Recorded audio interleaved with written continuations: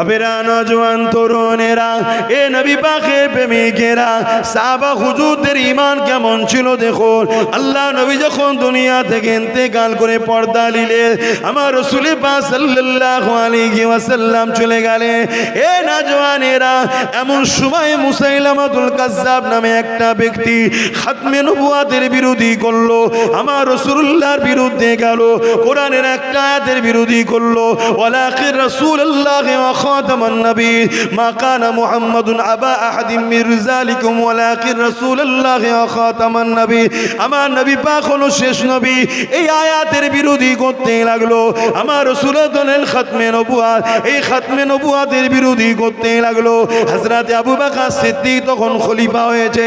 হযরত আবু বকর সিদ্দিক সাহাবাদেরকে ডেকে বলতে লাগলেন, হে আমার সাহাবা ভাইরা, এইভাবে মুসাইলামাতুল কাজ্জাব সে আমার নবী পাকে খাতমে নবুয়াতের বিরোধী করেছে, কোরআনের আয়াতের বিরোধী করেছে, আপনারা পরামর্শ দিন তার বিরুদ্ধে কি বলবো। মুসাইলামাতুল কাজ্জাবের 90,000 সৈন্য ছিল, যাকে ইসলাম বিরোধী দশগুলো দান করেছিল, সহযোগিতা করেছিল। সাহাবা হুজুরদের মধ্যে থেকে কেউ বলল না ও হযরত আবু বকর সিদ্দিক, ওর হাতে 90,000 সৈন্য রয়েছে, ও বিরোধী করছে, আমরা কি করতে পারি, ওটা কিছু বলল না। এক কথাই বলে দিল, এ আবু বকর সিদ্দিক, আপনি আমাদের খলিফা, আপনি আমাদের লিডার নেতা, আপনি যা বলবেন আমরা তাতেই রাজি আছি। হযরত আবু বকর সিদ্দিক কি বলেছিল শোনো, এ উম্মতে মুহাম্মাদি, আজ আমাদের সংখ্যা বেশি, আমাদের চোখের সামনে কোরআনের বিরোধী করছে, ইসলামের বিরোধী করছে। কেউ বলছে কোরআন শেষ হয়ে যাবে, আমার উন্নতি শেষ হবে না। কেউ বলছে কোরআনের সূরা তাওবার 5 নম্বর আয়াতে ভুল আছে। কেউ আবার কাউকে আল্লাহ বলে ডাকছে। এ নবুবকেরা, তরুণেরা, এত অন্যায় হতে লেগেছে। আজ কিন্তু তাদের কোনো বিচার হচ্ছে না। এর কারণ হলো আমরাই দোষী, অন্য কাউকে দোষ দেবো না। চলে আসুন আলোচনা করি। হযরত আবু বকর সিদ্দিক ওই সময় সাহাবাদেরকে লক্ষ্য করে বললে, এ নবীর সাহাবারা, আমি আবু বকর চাই ওই জালিম মুসাইলামাতুল কাজ্জাবকে প্রথমে বুঝাবো যে সে অন্যায় করেছে, তার কথা কি যেন উইথড্র করে লাই, প্রথমে বুঝাবো। যদি সে না বোঝে, আল্লাহ নবীর খাতমে নবুয়াতের বিরোধীকারীর বিরুদ্ধে, কোরআনের আয়াতের বিরোধীকারীর বিরুদ্ধে আমি আবু বকর সংগ্রাম লড়াই করব।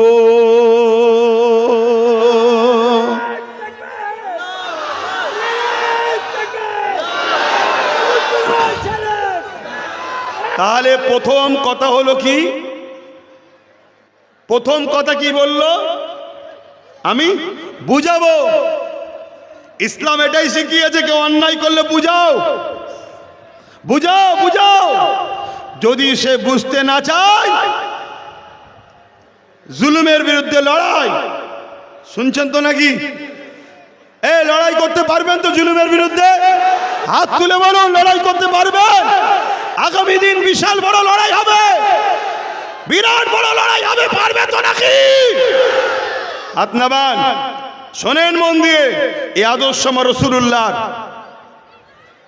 বদরের ময়দানে যখন এসেছিল, রাসূল বলেছিল আবু জেহেলকে বুঝাবো, মদিনায় আসার আগে তাকে রাস্তায় বুঝাবো, যদি না বোঝে তাহলে মদিনা ও আমাদের মদিনার বাচ্চা, নারী, পুরুষ সবাইকে বাঁচাবার জন্য ডিফেন্স আমাদেরকে করতে হবে। তাহলে ইসলাম ডিফেন্স করা ফরজ করেছে। জান বাঁচানো কি? ডিফেন্স করা ইসলাম ফরজ করেছে। জুলুম করা ইসলাম হারাম করেছে। জুলুম কোনটা? আগ বেরিয়ে যে কারোর উপর অত্যাচার করা। কথা বুঝে আসছে? আর জুলুম কি? সে আমার উপরে অত্যাচার করছে, আমার কোরআনের বিরোধী করছে, আমার রাসূলের বিরোধী করছে, এটা জুলুম নয়? মনে রাখবেন, ইসলাম ডিফেন্স করাকে ফরজ করেছে, আর জান কি বলে, জুলুম করাকে হারাম করেছে। মনে থাকবে তো? সেই জায়গায় জুলুমকে ডিফেন্স করতেই হবে, জুলুমের বিরোধী করতেই হবে, আর জান বাঁচানো ফরজ, ডিফেন্স করতে হবে। আমার দেশের সংবিধান কি বলছে একটু জানা দরকার, তাই তো নাকি? সংবিধান বলছে কেউ যদি তোমার উপর জুলুম করে, জান বাঁচাবার জন্য তুমি তার বিরুদ্ধে লড়তে পারো। তাহলে সংবিধানও আমাদেরকে রাইট দিয়েছে। তাহলে কালকে কেউ তোমাকে মারবে আর তুমি বলবে নাকি, না বাবা ঠিক আছে, ও মারছে, মার খাই আমি, এটা ইসলামও অ্যাকসেপ্ট করে নে, আর সংবিধানও জোরে বলেন অ্যাকসেপ্ট করে নে। তাহলে দেশও সাথ দিয়েছে আর ইসলামও সাথ দিয়েছে, তাহলে আমাদের টেনশন কিসে? তৈরি হও, তৈরি, জোরে বলো তৈরি, তৈরি। কেন চারিদিকে দেখো কি হচ্ছে, নাকে তেল দিয়ে ঘুমোবার দিন নেই, তৈরি হও। আর মনে রাখবে, কখনো গাদ্দার নেতার পিছনে দাঁড়িয়ে যতই তৈরি হও, বীরও তখন কিন্তু খ্যাকশিয়ালের কাছেও হেরে যাবে। কথা মাথায় ঢুকছে না? ঢোকে নেই? যদি গাদ্দার থাকে, গাদ্দার রাখলে হবে না। তা গাদ্দার চিনার নমুনা বলে যাচ্ছে, আগে একটু ধরে নেন কথাগুলো, আর একটুখানি বলি নাকি, শোনেন মন দিয়ে। তাহলে হযরতে আবু বকর সিদ্দিক 10,000 সাহাবা নিলেন, সব যুবক তরুণ নিয়ে তাদেরকে রওনা দিলেন। নিয়ে সাহাবাদেরকে হযরত আবু বকর সিদ্দিক বুঝাচ্ছে, দেখো আমি কিন্তু প্রথম মুসাইলামাতুল কাজ্জাবের সঙ্গে কথা বলবো, তাকে বুঝাবো যে তুমি এটা ভুল করছো, তুমি আমার ধর্মগ্রন্থের উপর আঘাত দেবে কেন, তুমি আমার কোরআনের আয়াতের বিরোধী করবে কেন, তুমি আমার রসুলের খতমে নবুয়াতের বিরোধী করবে কেন? কথা বুঝে আসছে? তুমি হয় কথাটাকে ফেরত নিলাও, আমি বুঝাবো, যে না লাই তাহলে আমাদের তো উচিত। কেন? ধর্ম আমি প্রথমেই বললাম, ধর্ম কখনো জুলুম করেনি, কিন্তু জালিমকে কখনো মাফও করেনি। এটা শিক্ষা দিয়েছে আমাদেরকে, এটা আমাদের ধর্ম, এটা আমাদের নিয়ম। কেউ যদি নারীকে রেপ করে, তার বিরুদ্ধে আমাদেরকে যুদ্ধ করতে হবে, এটা আমার ধর্মের কাজ। এখন রেপ যে করেছে সে কোন ধর্মের লোক আমি জানি না। এবার কোনো ধর্ম যে রেপিস্টদের সাপোর্ট করে এমন কোনো ধর্ম আছে বলে আমার জানাও নাই। কিন্তু আমি দেখেছি কাশ্মীরের মন্দিরে আসিফাকে যখন রেপ করলো, ওই কয়েকজন পুরোহিত সহ কিছু বিজেপির লোক তাকে নিয়ে ফুলের মালা দিয়ে হই হই করেছিল। বিজেপি যদি দোষ করে, বিজেপির বিরুদ্ধে লড়াই, বিজেপি মানে কোনো ধর্ম তো নয়, ঠিক তো নাকি? তাহলে কোন মুসলমানের ঘরের ছেলে কোন দলের যদি থেকে, সেই দলের কালচারে যদি সে চরিত্র হয়, চরিত্রহীন হয়, তার জন্য ইসলাম দোষী নয়, সেই দলটা দোষী। কথা কিছু মাথায় ঢুকছে? ভালো করে শোনেন।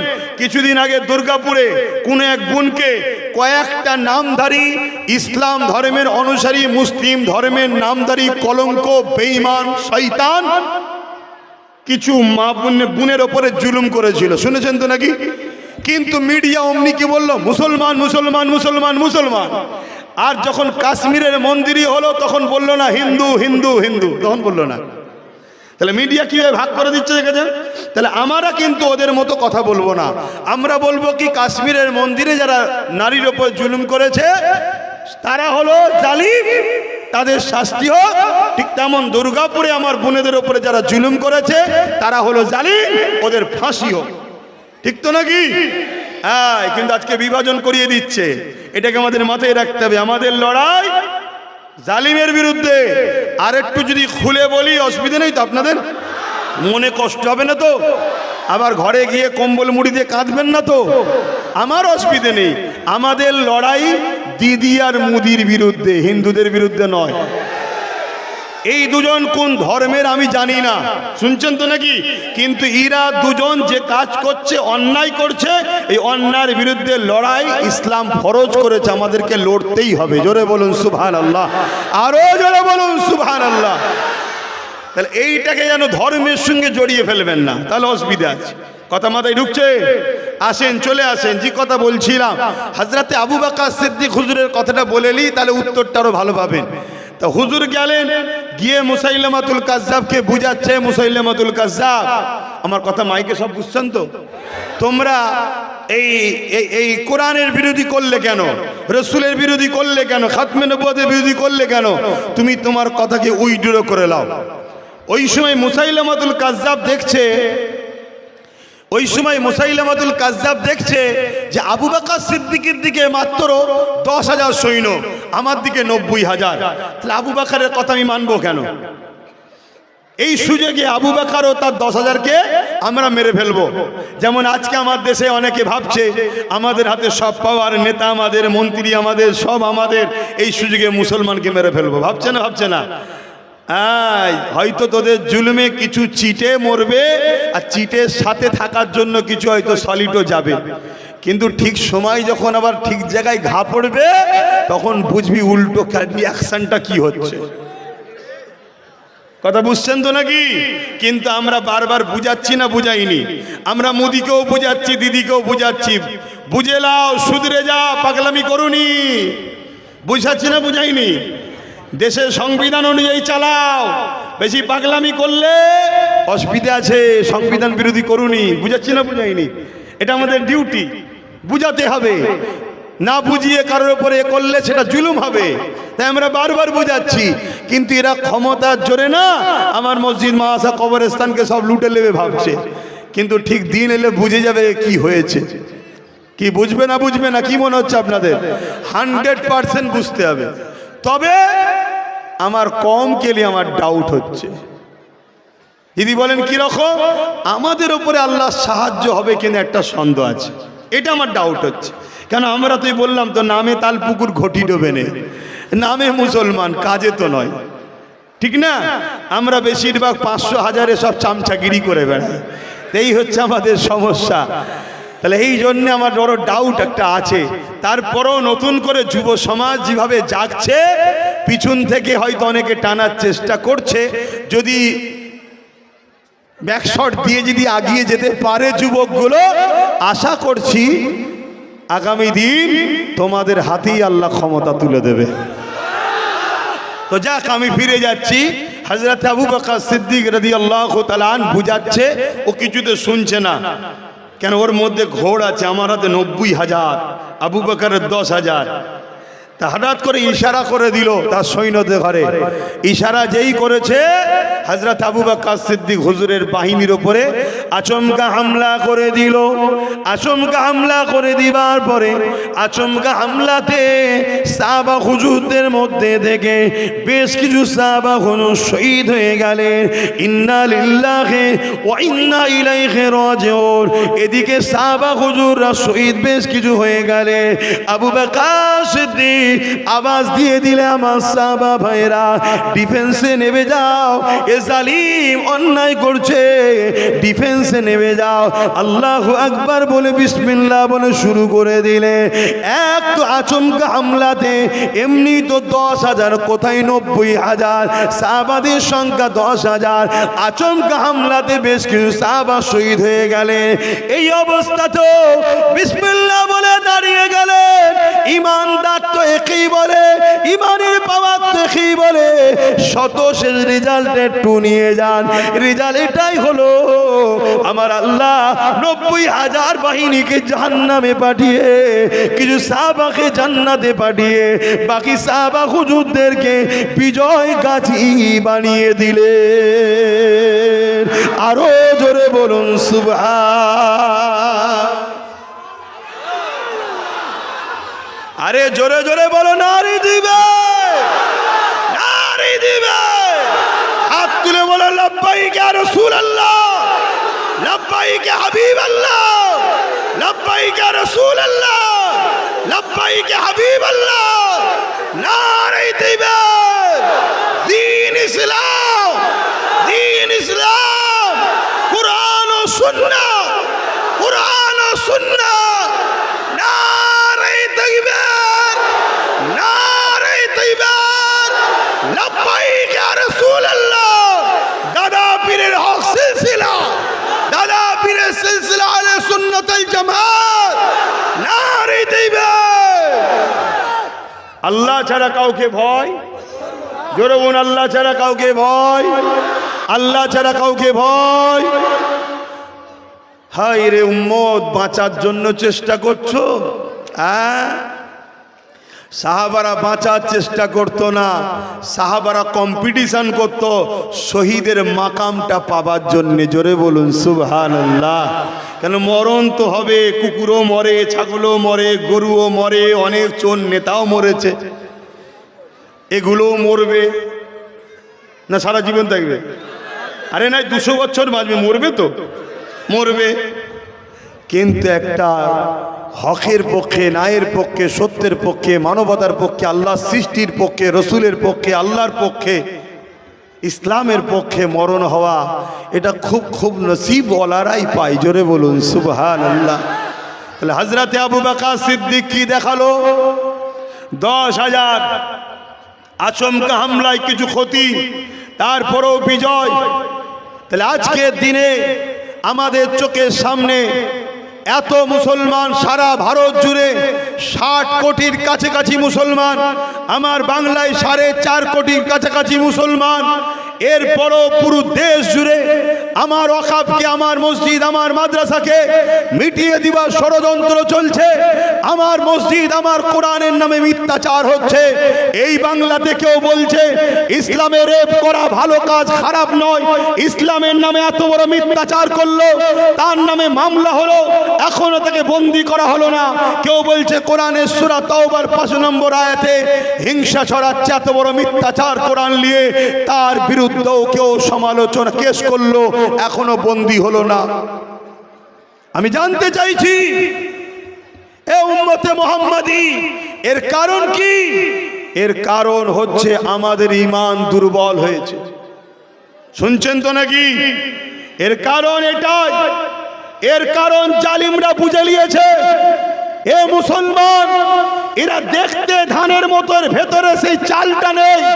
এ মুসলমান দেখতে, এদের ভেতরে সেই জজবা, সেই জুনুন, সেই সত্যের পক্ষে লড়াইয়ের জীবন দিবার সেই চাহাত, সেই প্রেম, সেই স্বপ্ন নেই।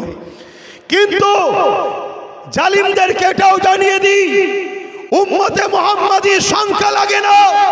একটা মঈনুদ্দিন আজমিরি যথেষ্ট ছিল। আগামী দিন মঈনুদ্দিন আজমিরির কিছু উত্তরসূরি তৈরি হবে, তারা এই জালিমদেরকে মিটিয়ে ছাড়বে ইনশাআল্লাহ। আপনাদের কাছে জানতে চাই, আপনাদের কাছে জানতে চাই, আমার রাসূল পাক সাল্লাল্লাহু আলাইহি ওয়াসাল্লাম আমাদের কাছে জানের থেকে বেশি প্রিয়, হ্যাঁ কি না? কারা বলছেন প্রিয়? একটু হাত তুলে দেখান, হাত তুলে দেখান।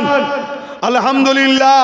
তাহলে আজ আপনারা কথা বলুন, কেউ রাসূল পাক সাল্লাল্লাহু আলাইহি ওয়াসাল্লামের দ্বীনের ক্ষতি করবে, আপনি তাকে সাথ দেবেন? আপনি কি নবীকে জানের থেকে বেশি ভালোবাসলেন? কথা কি সত্য হলো? তাহলে আপনি তখন কি করছেন? মুনাফিকি করছেন। একদিকে বলছেন ভালোবাসি, আর একদিকে নবীর দ্বীনের দুশমনকে সাথ দিচ্ছেন। একে কি বলা হয়? মুনাফিকের ঠিকানা প্রকৃত ইসলামের দুশমনের থেকে, মুনাফিকের শাস্তি প্রকাশ্য ইসলামের দুশমনের থেকে বেশি না কম? জোরে বলুন, বেশি না কম? তাই দুনিয়াতেও মার খাচ্ছি, আখেরাতেও মার খাবার জন্য তৈরি হন। যদি বলেন না আমি মুনাফিক নয়, তাহলে আপনাকে প্রমাণ দিতে হবে। দিতে রাজি আছেন? জোরে বলুন, দিতে রাজি আছেন? তাহলে আজ আপনার কাছে একটা কথা বলি, মন দিয়ে শোনেন। আল্লাহ নবী বললেন, মুসলিম শরীফের হাদিস, অন্যায় দেখলে হাত দিয়ে রোখো, অন্যায় দেখলে হাত দিয়ে রোখো। যদি হাতে অন্যায়কে রুখতে না পারো, দ্বিতীয় নমুনা হলো অন্যায়ের বিরুদ্ধে প্রতিবাদ করো মুখ দিয়ে। যদি প্রতিবাদ করতে না পারো, অন্তর থেকে ঘৃণা করে দূরে সরে যাও। এই অন্যায় থেকে ঘৃণা করে যারা দূরে সরবে, তাদেরও ঈমান আছে। রাসূল বলছেন এই ঈমানটা বড় দুর্বল, কমজোর ঈমান। কথা বুঝে আসছে? অর্থাৎ ঈমান আছে না নাই, এই তিনটে বৈশিষ্ট্যর মধ্যে কোনো একটা যদি না পাওয়া যায়, তার মানে তার মধ্যে ঈমান নাই।